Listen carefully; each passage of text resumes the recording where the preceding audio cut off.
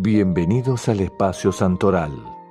Hoy, 22 de agosto, la Iglesia Católica celebra a San Timoteo mártir. Vivió en Roma durante el siglo IV bajo las órdenes del prefecto Tarquinio en una época de intensa persecución contra los cristianos. Fue un ferviente anunciador del Evangelio.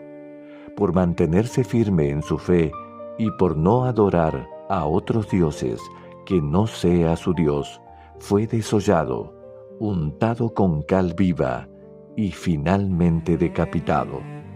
Señor Dios, Padre Todopoderoso, te damos gracias por el testimonio de San Timoteo, quien entregó su vida por ti. Ayúdanos a mantener la fe y la valentía en todo momento. Amén.